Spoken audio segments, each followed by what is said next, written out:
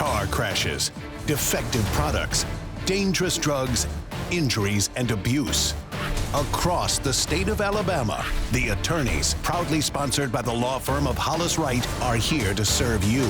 Your tough legal questions answered by our experts with the attorneys of Hollis Wright. You know, when a loved one passes, that is a deeply emotional time, and dealing with their financial affairs really can be sort of overwhelming for people. This, of course, is the attorneys, and on this show, we want to shed some light on how debt affects the family of the deceased. Thanks for joining us. I'm Art Franklin, Michael Aldridge here, and we've got the probate professor with us, and we're going to let Mike go ahead and dive into that and unpack how that came about. Well, Art, many times on this show throughout the history, even before I was at Hollis Wright, there have been episodes and people have asked questions and wanted to know answers related to assets when someone dies. Who gets the house? Who gets the bank accounts? Who gets the money? Who gets the land? Things like that. And that's a very common thing to ask, and there's a lot of debates about it. What we sometimes forget to ask is, what about the debt? What about when our family, our father, our parent, someone passes away and they are carrying debt with them? How does that affect their estate?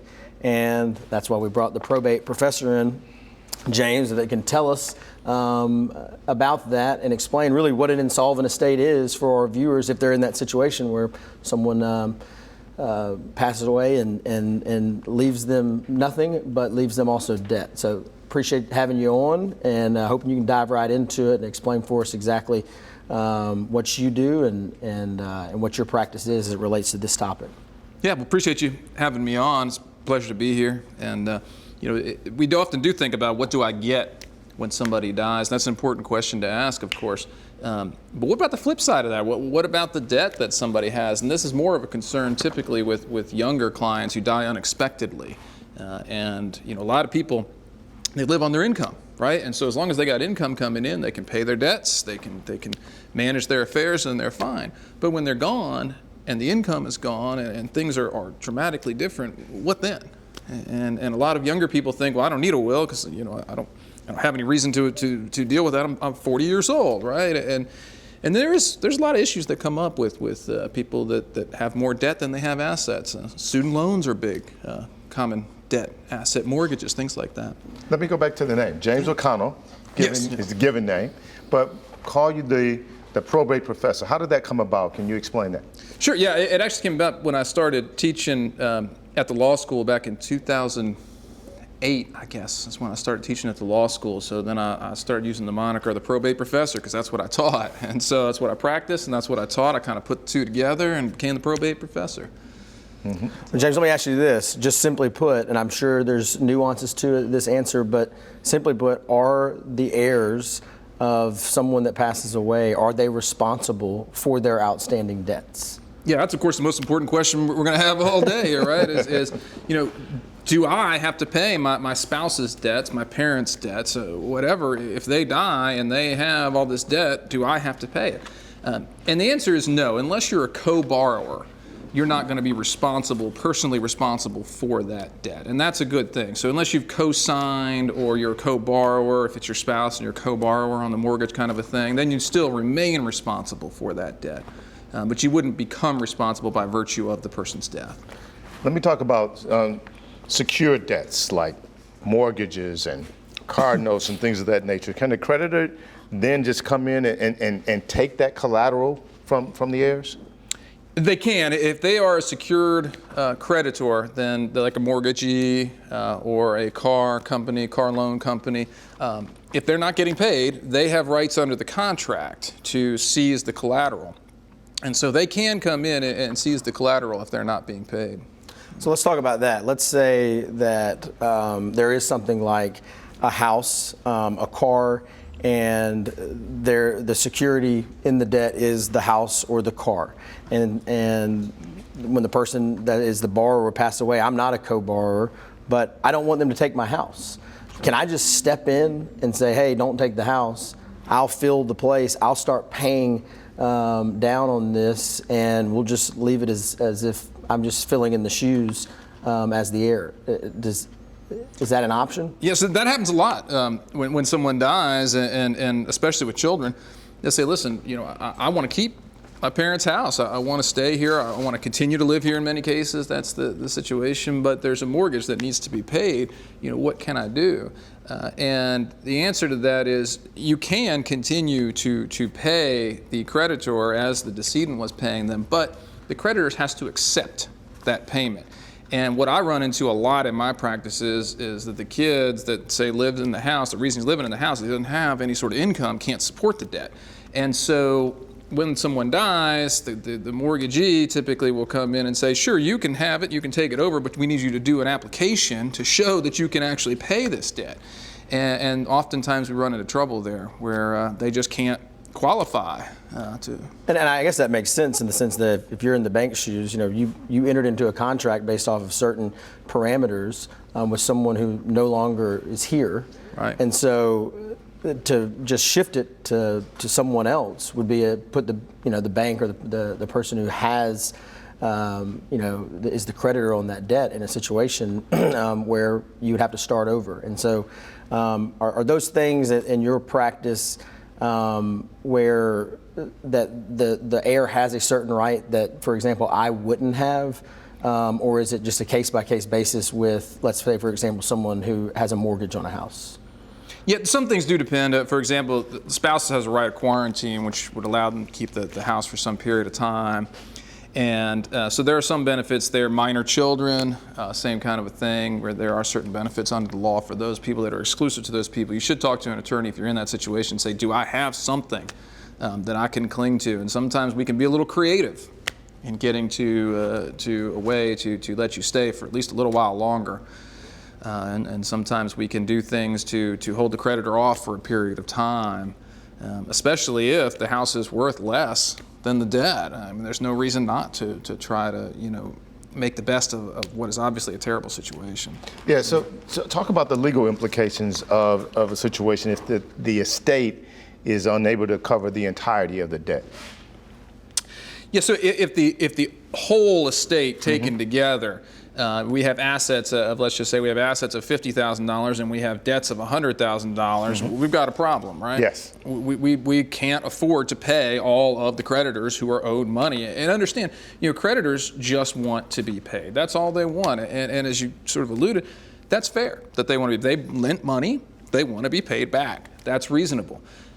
And their security rights are totally independent of probate law. So when they have security rights in a house, in a car, something like that, those rights continue. Those are contractual rights that continue.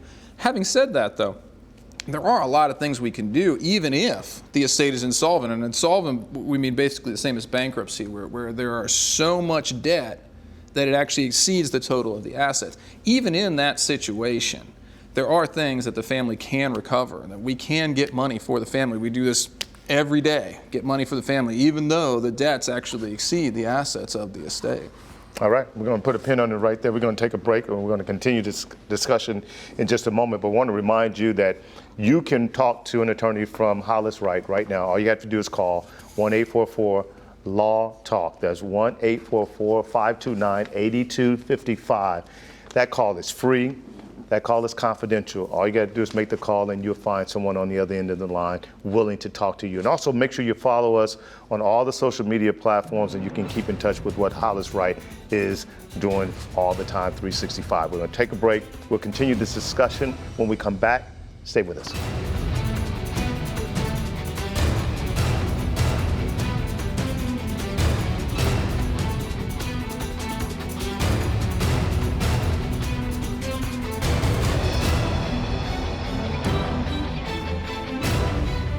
I'm Josh Wright with the law firm of Hollis Wright, a personal injury law firm, and thank you for watching The Attorneys.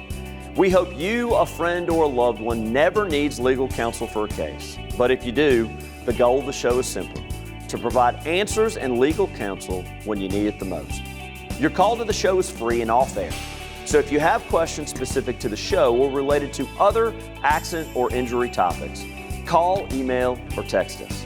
You can also follow us on Facebook, Twitter, Instagram, and YouTube, or go to hollis-wright.com and click on the Contact Us button. We know your time is valuable, so thank you for spending it with us and watching The Attorneys. The attorneys, proudly sponsored by the law firm of Hollis Wright, are here to serve you. When we started the show in 2011, my goal was to do what our firm does best. Help people answer questions related to real-world legal issues they have in their lives in a way that's not intimidating to talk with a lawyer. If the issue is important to you, it's equally important to us, and we're ready to talk with you at no cost.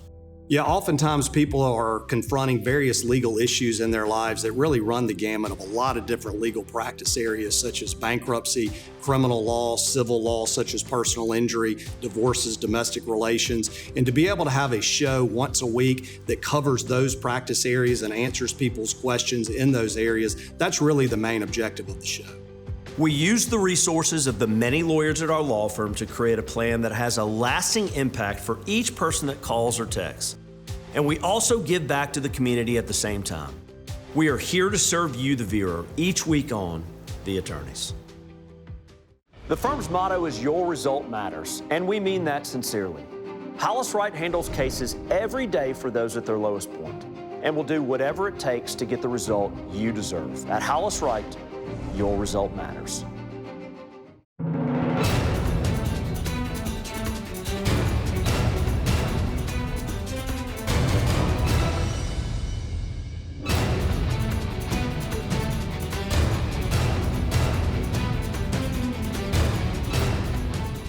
Welcome back to The Attorneys. We're talking about how debts affects the family of the deceased, and we're talking with the probate professor right now with us, and of course, Michael Eldridge, as we continue this discussion. And Michael, you put a pin on it right before we went to break on something that you wanted to pick up on the other side. Well, the first thing I want to put a pin in is I'm starting to understand why they call him the probate professor. But as he was professing, I got a little bit of anxiety sitting here thinking both of my parents are alive, and thankful for that. But I started thinking, they still own, I think, my family home. But I know they go on trips. I know they've got credit cards. I know that they've got. I don't know if there's mortgages. I don't know if they owe people money. And God forbid something happened to them. I'm sitting here thinking, how would I even figure that out? Like, where do I go? Who do I call to say, hey, do they owe people money? And what are my rights? How would someone in that situation figure out what the debts were? Hey, that's a great point. And so the law has established a system for how we do that. When you go and you either probate a will or you file an affidavit of death and heirship and you go to the probate court, you open up an estate.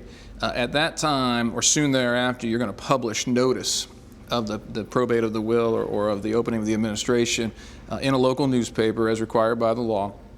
And then creditors have 6 months within which they can file a claim in the probate court. And a claim is simply a sworn statement that the decedent owed this much money for this reason. And they file that into court. And for 6 months, the administrator of the estate does nothing but wait and collect all of these claims and see what the claimants are. The time period is either 6 months after death or 5 months after that notice is done by publication. And then in addition, you have what are called known creditors, or what the law deems to be known creditors. Known creditors are things like mortgagees, because those are in public records and things like that. You're required to give known creditors specific actual notice. You have to send them a letter and say, this person has died. If you have a claim, if he owes you money, Bank of America or whatever the credit card is, you need to file a claim in the probate court. They get a minimum of 30 days from that actual notice. And that comes from a U.S. Supreme Court case, the Pope case, that those people must be given actual notice because you know that they're creditors. Well, that's good to know. That is something that I didn't know, and I'm making mental note of now. Obviously good for our viewers to know. Absolutely. That's why we're giving you this information now. But what happens if the executor pays the debt before that claims period has expired or is over? Yeah, that's a really dangerous thing for that executor administrator to do. If the administrator pays any of those debts, even if there's a claim filed in the probate court before the 6 months is up, that executor or administrator can be personally liable for paying that money because there are other creditors that might not have filed yet.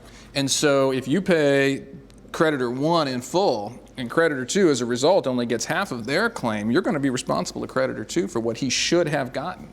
Explain for us who may not know exactly when you're talking about an executor, who is that in this process?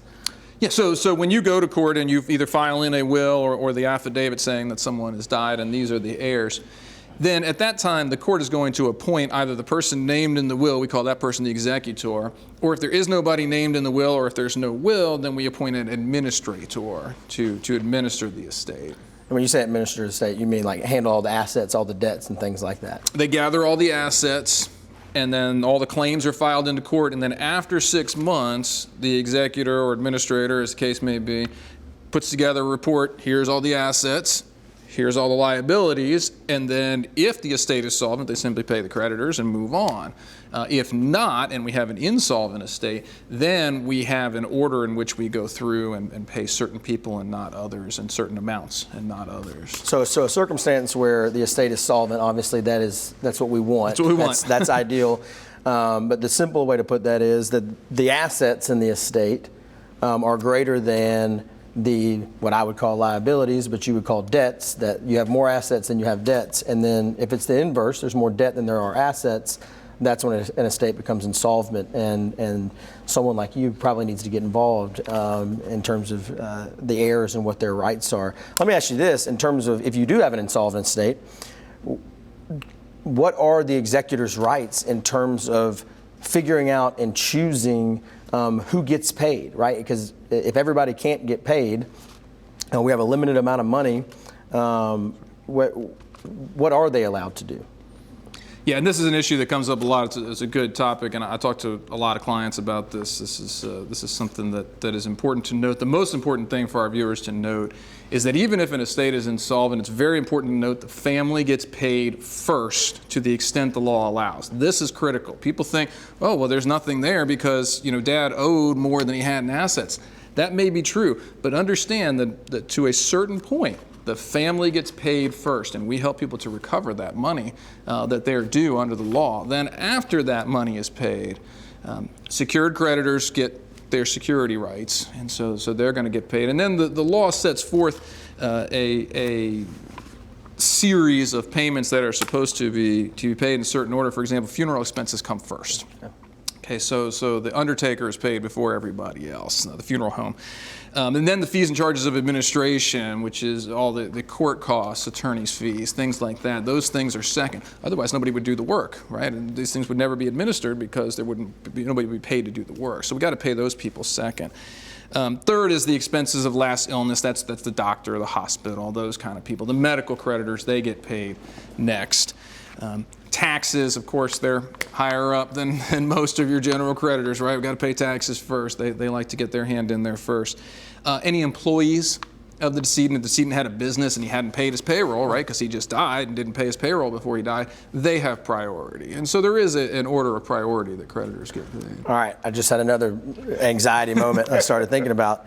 So I went from my parents, now I'm thinking about my wife, and I thought to myself, I've got a life insurance policy that my wife is the beneficiary of. Let's say, God forbid, something happens to me and I've got more debts than I do assets, and my estate is insolvent, but I've got a life insurance policy that is greater, that would make my assets greater. How is that affected? Does the life insurance, is it used to pay out the estate, or does it still go to my wife as a beneficiary? Yeah, that's a great question too. That is very important to know, and it's very important that you fix these things while you're still alive. If the life insurance is indeed directly payable to your wife, she is the named beneficiary, then creditors cannot reach that money, and that's fantastic because we don't want them to reach that money. So if she is named as the beneficiary, the thinking here is that you buy life insurance for the benefit of your family, not the benefit of your creditors. Right? And so the law very specifically states that if you have life insurance and you name your wife or your kids as beneficiary, that is beyond the reach of creditors. It's also not taxable, which is really nice. So there's a little bit of income tax in certain types of life insurance. We don't have time to discuss. That's a whole show.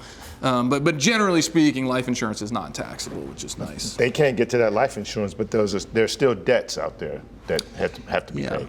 Unless, now, understand that unless if the life insurance is payable to your estate, then they can reach it. Right. So we don't want to make life insurance payable to the estate. We want to say, typically we want to say the spouse first, then equally to the children, that sort of thing. We want to name beneficiaries rather than letting it ever go to the estate. Most life insurance policies say that if if you and your wife die in a common accident, they want to pay it to the estate because the insurer doesn't want to have to deal with who are your heirs. They don't want to answer that question. That's work for them to do. So we want to make sure that we never let a life insurance policy fall back to the estate where creditors can reach that money. That's why it's important to get that taken care of on the front end before we get to that state. We're talking with the probate professor as we continue on here on this discussion on how debt affects the family after someone dies. Stay with us. We're going to continue the discussion and we'll wrap it up. But we also want to remind you that you can get in contact with one of the attorneys from Hollis Wright. All you got to do is call 1-844-LAW-TALK. There's also that QR code sitting there on your screen. Take your phone out, scan that QR code. It'll get you right to the website for Hollis Wright, and you'll be able to ask your question there or also click on any of those social media platforms. Stay with us. We'll wrap up this discussion when we come back. Stay with us.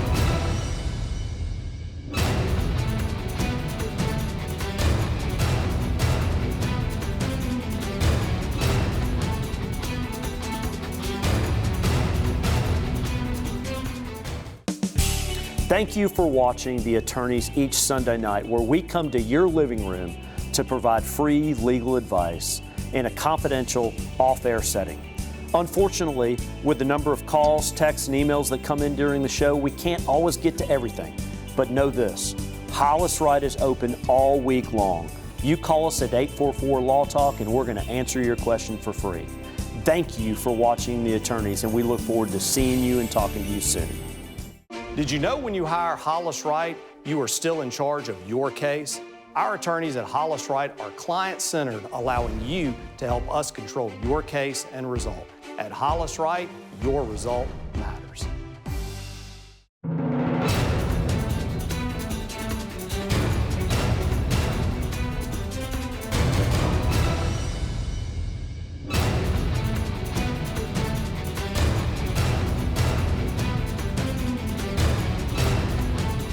Welcome back to The Attorneys. We're talking about how debt affects your family after a loved one is deceased, and we're talking with the probate professor as we continue our discussion. And one area that I want to talk about, if we can, because you take so much care to make sure that you had that you have financial ability when things get tough. You put together 401ks, you have IRAs and things of that nature. What happens then to that family when someone dies and that 401k is sitting out there? How does that impact the rest of the family?